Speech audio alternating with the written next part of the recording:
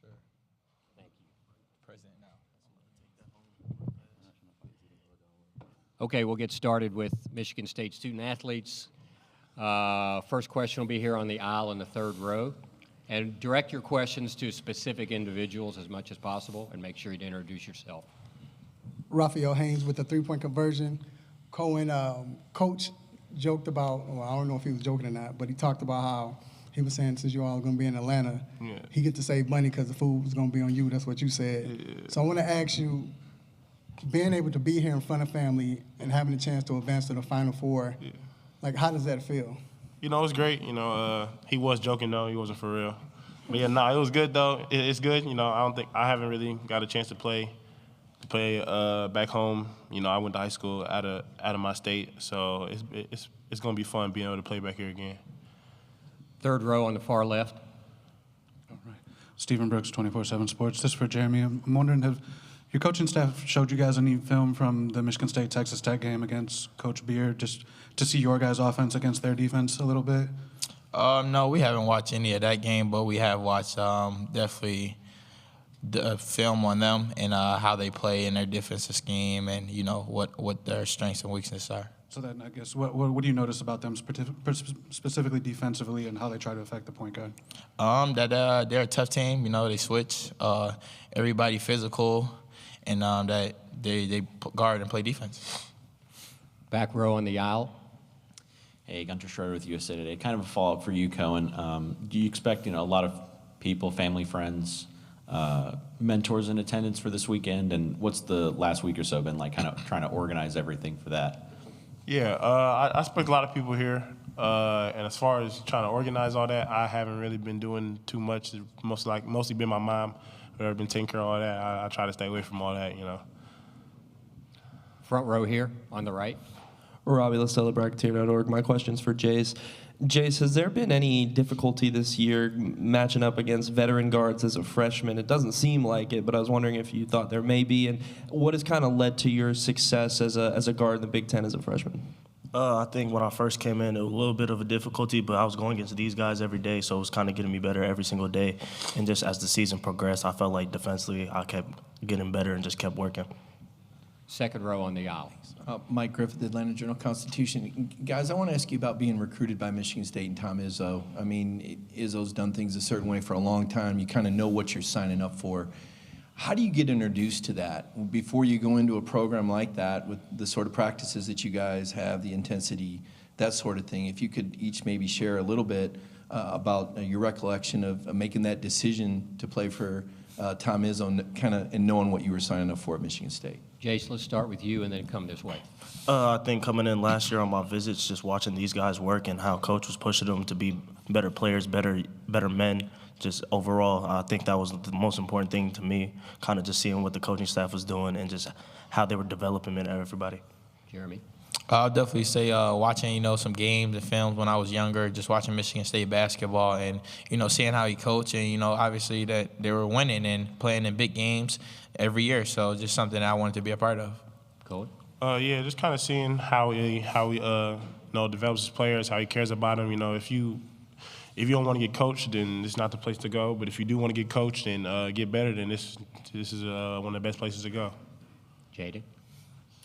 Yeah, just same thing all these guys said. You can see games, you can see practices, coach gets after it, but it's for the better of the team and for the better of the individual. You come here, you're going to leave a better player and a better person. Let's go fourth row on the left. John Teitel from Hoops HD for Jace. I believe you and Tahad Pettiford were Jordan Brand All-Americans last year, and your brother Jackson is a 5-star recruit in 2026 who got an offer from Michigan. My question's, how close are you and Tahad, and who the heck is Jackson going to cheer for if you end up playing the Wolverines? Yeah, so I've been playing against Tahad since middle school, so we kind of just been around each other, playing around the circuit, so I've known him pretty well. And then as for my brother, I hope he's cheering for us. You always want family to cheer for us, but I know he's taking his visit up there.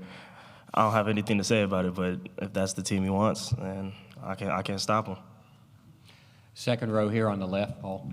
Yeah, for whoever wants to answer, Paul Newberry from Associated Press. Again, talking about Coach Izzo, who started his career before any of you guys were born. How How does somebody 70 years old who's been around this long, who's been through a game that has changed a lot over his career, still relate to you guys, to this generation? And what did you see in a guy who's old enough to be your grandfather that made you, again, want to coach for him, that you could relate to him? Jaden, why don't you take that one?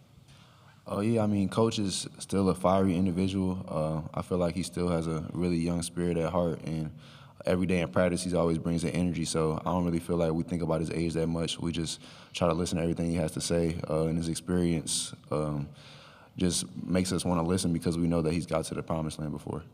I'll add on, just say just the fact that obviously the experience, but the personal connection. Like, he cares about you off the court. You don't really think about basketball. He talks about family life, and so that's just that, just a family person. Let's go fourth row, far left. Chris Solari, Detroit Free Press. This is for the three guards. Last game, Jace saw a lot of doubles, and I'm wondering what you guys maybe learned from that, those extra attention on Jace, and maybe for Jaden in particular, how much that maybe helped you kind of get the shot going, and you and Trey on the outside, and Jeremy getting downhill a little bit. Jaden, why don't you start, and then we'll go to Jeremy and Oh, yeah, Jace. I mean, Jace is a great player, so he's going to garner a lot of attention, and I feel like it definitely made it easier for the other guys. And I feel like, he played the game the right way, tried to make winning plays, and, came through in the clutch. I'll definitely say, I think, I don't know about Jay getting double teamed, but I think he has some great looks, great shots that, he usually makes. And, just the ball didn't drop. But other than that, he came back and when it mattered, like the last 5 minutes, made some big-time plays and winning plays. So just being able to help us out any way it can.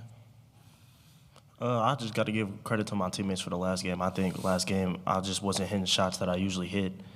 Shots weren't falling. Kind of felt disconnected from the game just overall, but I knew coming in at the stretch I had to make some plays because these guys were carrying me on their backs for 38 minutes, so I knew how to come in those last two and try to make something happen. Let's go back row on the left on the aisle. Andrew Kahn with MLive.com. I know all focus is on Ole Miss, but if you win, you could potentially play Michigan. Would you be rooting for that matchup? What are your thoughts on a potential third meeting with your rival? I'll say, win the first game, and whatever else happens, happens. Next. Raphael Haynes from the three-point conversion. Jaden, usually when you're at this level, the guards that have the most experience come up big, whether it's scoring or just leadership. How have you approached this responsibility, and has Coach said something to you or pulled you to the side and talked to you about this responsibility? Yeah, I mean, I feel like it's definitely a big responsibility, one that I don't take lightly. I feel like I try to just help lead by example with these guys, and also if they need any help, they can talk to me about anything. I try to make whatever play I can on the court to help us win, and yeah. Back row on the right aisle. Hey, Gunter Schroeder with USA Today. I wanted to ask the guards in particular about your guys' three-point perimeter defense in the country coming in. You guys have the best mark in the country, and playing against an Ole Miss team that they've shot over 50% from behind the arc in these first two games. So what has the coaching staff kind of shown you guys on film, highlighted in, in terms of stuff you kind of want to take away to slow them down in that regard in their game? Chase, why don't you start, and then we'll come this way. Yeah, I mean, Ole Miss has been playing great. I mean, their point guard is the straw that stirs the drink, so he's kind of just starting the game. He's hitting a lot of shots as of lately, and he's been a big player for them. So we know defensively that we got to hone in on him and some other key guys that can really go out there and hurt us. Jeremy? I definitely say that, everybody's been making shots on their team, from their guards to their bigs, so you have to respect everybody, can't really give any dare shots, and, they play hard. So they're going into the game, they're going to play hard, they're going to push the pace, and they're going to guard us. Jaden? Oh, yeah, I mean, from the film that I watched, they, push the pace a lot in transition. Sometimes they got a couple open looks in transition, so we got to be able to take that away if we want to be successful. Third row on the far left. Stephen Brooks, 24/7 Sports. For Jaden, I'm wondering, Jaden, what do you remember about the last time you were on this stage in the Sweet 16? What are the lessons from that game, and how long did that game sit with you into the offseason, the way things played out there? Oh yeah, I mean it was a tough game. It didn't end how I wanted it to. Definitely feel like I learned a lot from it. Just game management, time score management, and like it was a close game. So going to the offseason, it definitely stung, and still with me. Still have a few minutes. Raise your hand if you have a question, and we'll continue. Nobody? Nobody's on the Zoom, so thank you very much. Thank you. I'm sorry, did you have one? Yeah. Okay, let's go here. Yeah. Second row. Yeah, you guys said you had an opportunity to watch some of the Michigan State practices. Obviously, you were well recruited by a lot of other programs. Was the Michigan State practice noticeably different to you? And if so, what did you take note of? I'll definitely say when I came up for a couple visits, unofficials and then official. Just the fact that it's a family culture, like all of the players and the coaches would come up, greet themselves, to the family, to me, some of my friends that came with me, and just how coach. He got on players whether they made a mistake, but at the end of the day, it was to learn and to get better. So that was just really big, and for me, I just seem somewhere that I can find home. Raise your hand, anybody? Okay. Michigan State locker room will still be open once the guys leave, and we'll wait on Coach Izzo. Thank you. Thank you.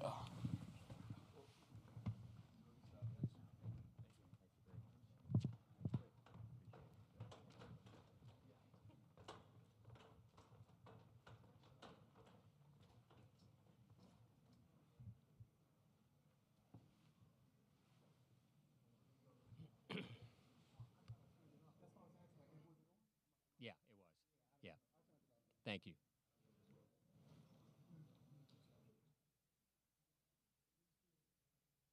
Oh, okay. Yeah. Thank you.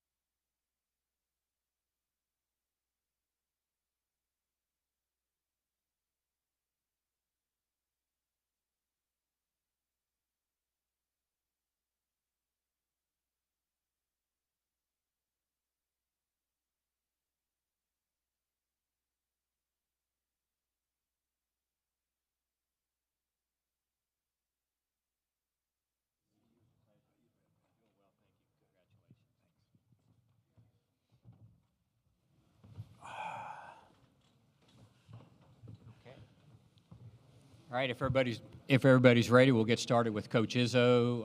Okay, let's go right here and then right here to start off.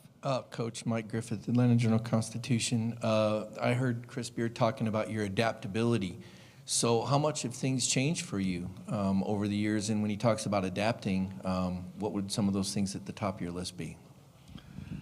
I don't know if adapting, adjusting. I mean, I think we've all had to adjust. It's just that I've been here longer than Chris. So, over the years, I mean, you think about the different things. It's fun to have your players come back from 25 years ago and they say, why do you allow this? And what do you let go here? And what do you do there? Those are adjustments that I think hopefully the principle of what you do doesn't change. But you do have to adapt to the, just like I always say, it's like, if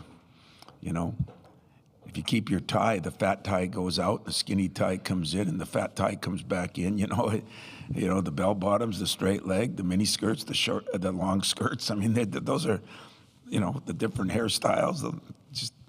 I think those are where you adapt. I think at some time I've adapted too much to not realizing still what it takes to win championships. And it really, you still got to defend, rebound, and run.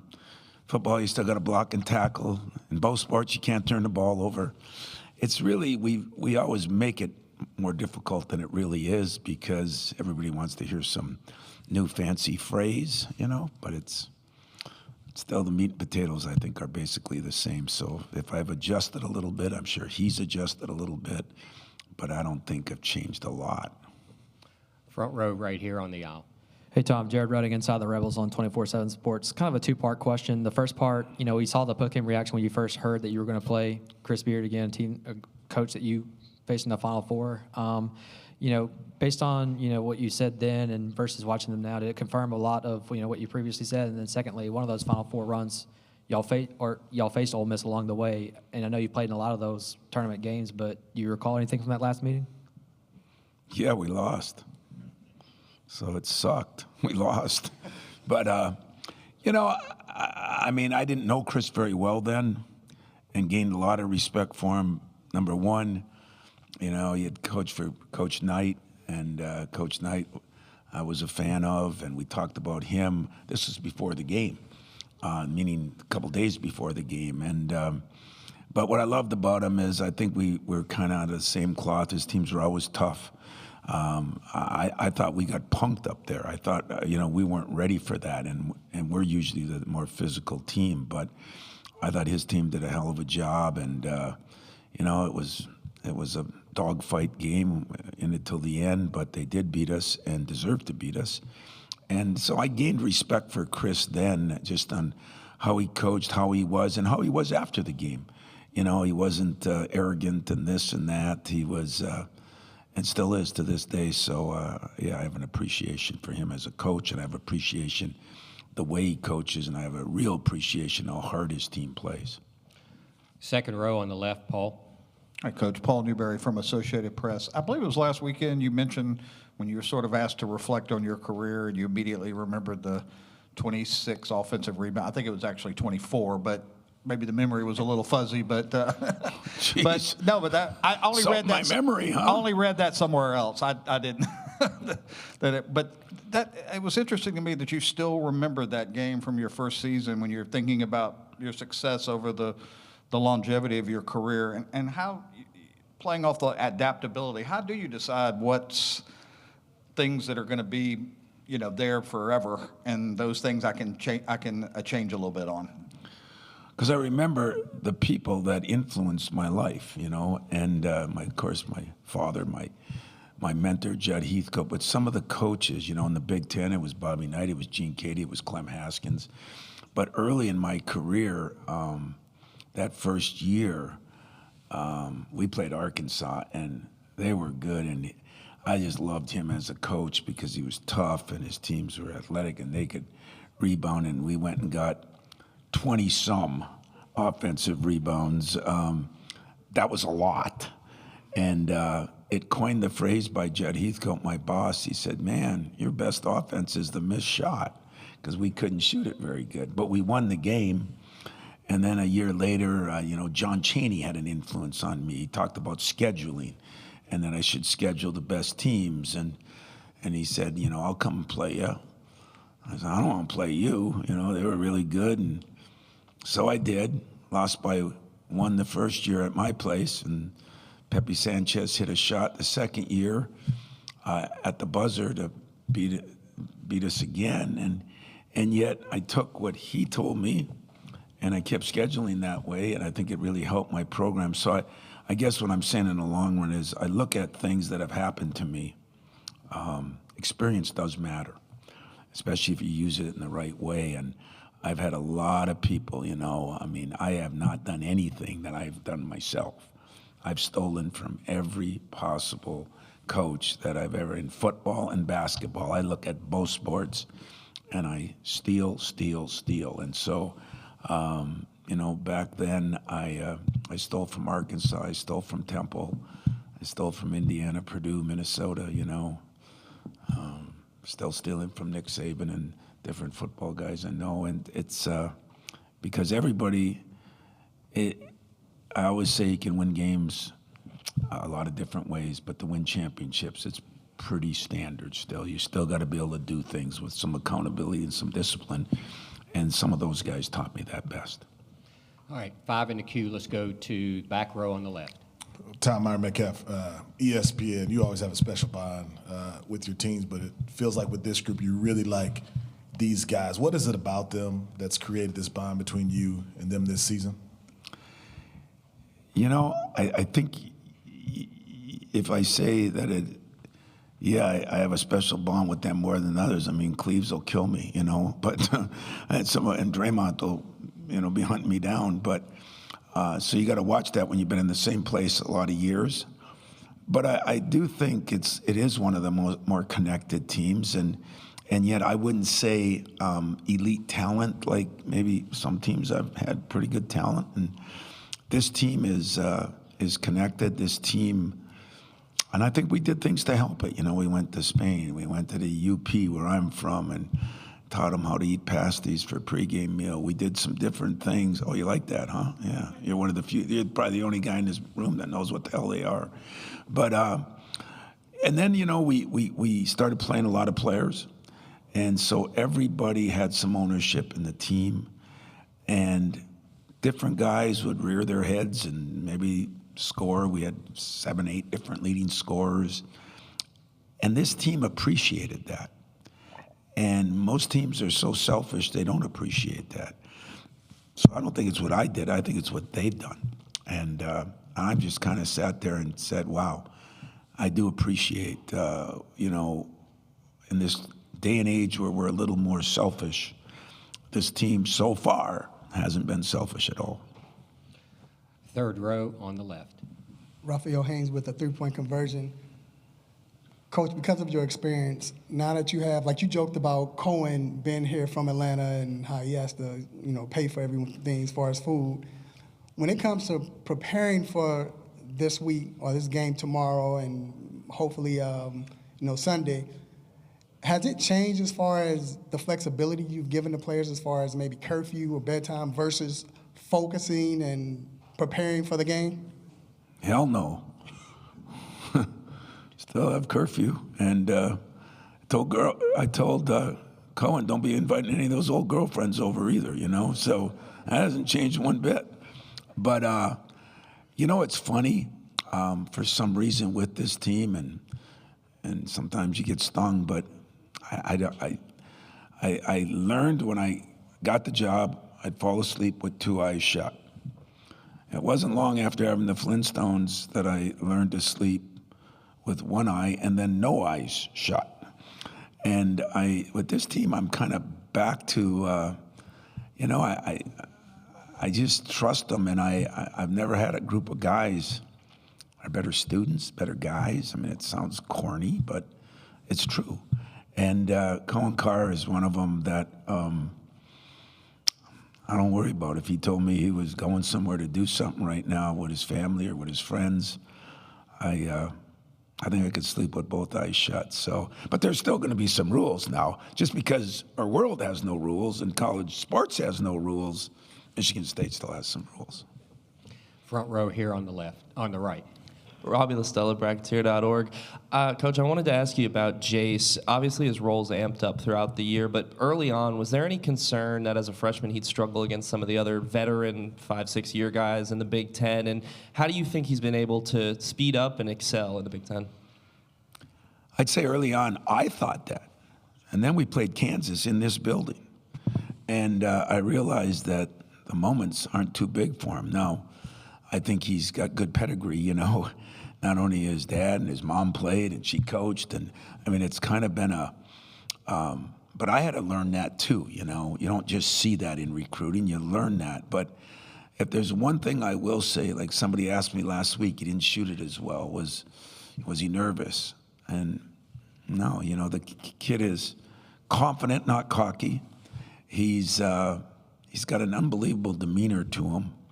And he has gotten better in a lot of different areas, but he's also been damn good when he came. You know, he just, I think the way he was raised, the moments aren't too big. And I never, after the Kansas game here, that was only the second game of the season. It wasn't like we lost.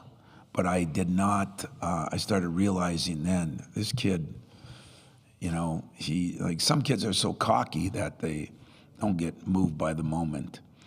He's not cocky. He's just confident in what he can do. And I've been amazed. I haven't had many kids like him in that respect, to be honest with you. Let's go to the far left for 2 rows, second row first. Coach Ken Siggy with Atlanta Journal-Constitution. I wanted to ask you a big picture question about NIL. I think a common criticism of it is that kids are chasing money and opportunities. And I'm curious kind of how you square that when the same probably could be said of a lot of coaches. I know you all saw my comments, so I respect your question, but there'll be no talk of NIL or transfer portal here. This is going to be about Jaden Akins, the seniors, all the players I had before, and the opportunity to try to do something that the memory will last. Winning a championship, going to Final Fours, is a memory like no other if you're an athlete. And so, if you want to take my number and call me when everything's said and done, I'll give you a different opinion than maybe what most people think. But I apologize. I'm not going to talk about that the day before. The opportunity to play a game that could lead to another game that could lead to going to a Final Four, which is it's better than any NIL. It's better than my contract. It's better than the money I make. It's better than anything I do. And that's where I'll leave it. And I'll be more than happy to give you my number. One row back on the far left. Stephen Brooks, 24/7 Sports. Tom, Jeremy had mentioned that the guys hadn't seen the Texas Tech film from the Final Four. I'm guessing you probably went back and watched it. I'm just curious if you see similarities from the defense that they played that day to Chris's team now, and what are sort of the philosophies that makes that thing go on that end. They frustrated Cassius pretty well that time in Minneapolis. I'm crazy, but I'm not a masochist. Why would I want to go back and watch something when I got my butt kicked, But, in all fairness, I did watch a little bit of it one night, but not much, because that's 5 years, 6 years ago, and so much has changed in so many ways. I know. I watched Chris during the year. I watched him when he was at Texas. I watched him, once, they beat us, and we actually did become friends. And, of course, I watch people that I respect and how they play, but every team is different. I think I know what his philosophy is, and I think he knows what mine is. So it wasn't like I went back and looked at something that didn't work out for me. In fact, when I looked at it, that famous quarterback was sitting in the stands. So I don't even know if I'm going to be a Chiefs fan. I mean, I love the guy, but now I don't know if I'm going to be a Chiefs fan anymore because he was there pulling for Texas Tech, which he should have been. But no, I didn't spend much time on that film. I got enough work to look at all the film. I got 30 games to evaluate them now. I think this will be our last one. Thanks. Right here. Mike Griffith. So, Coach, I haven't seen a Michigan State practice in 10 years. A lot's changed, 3 letters aside. I guess I would ask you if some of the changes and some of the opportunities that players have has changed the way you coach. You hear so much about maybe guys don't want to get coached hard anymore. Maybe coaches are going to have to adapt to a different type of athlete. So how different are the practices now than they were 10 years ago? Well, back when you were there, back in the day, I was even more than that. We had the famous war drill, our rebounding drill, and I did borrow 12 sets of football pads from Nick Saban, and we did do that. And they asked me, would I do that again? And I said, hell no. And they asked me why. The players couldn't take it. I said, no, the lawyers would sue me, so I don't do that anymore. But I do still feel the war drill is still important. I think I adjusted a little bit. We went through a lot of things at Michigan State for a while, and I think like we all do. We go too far to the right or too far to the left, whenever we're making adjustments. And that's why I vowed that I'm going to do what I believe in. And I study a lot of coaches. And I call coaches I don't know, football and basketball and I do call coaches I do know. And, I think we still figure it out. Once you win a national championship, winning a tournament game means nothing. I mean, to our fans, it doesn't mean much. But to me, it doesn't mean as much. You know, finishing third in the Big Ten a couple times or fifth was okay because maybe we weren't that good, but it just doesn't turn me on. It doesn't do anything for me. So I have to figure out a way to try to win championships. Well, we won the Big Ten by 3 games, which, if I was to be very honest, was shocking to me. But at the same time, you know, unfortunately, I'm going to play against a team that I think has a similar philosophy as mine. And, you know, so I know we're going to play against a tough team. I know they're going to be physical. I know they're going to play hard. I know they're going to be somewhat disciplined. And I think that's what probably, if I really looked at all the teams that are left, there's got to be some common denominator. I mean, somebody could have just incredible amount of talent, but in the gist of it is you better be pretty focused, pretty disciplined, pretty accountable, and pretty together and connected if you're going to move on, unless you have unbelievable talent. And maybe there's 1 or 2 that do, but most of them don't. Thank you very much, Coach. Thank you. Appreciate it. Yes. Next up here is Michigan coach Dusty May, and he'll be here at 1:50.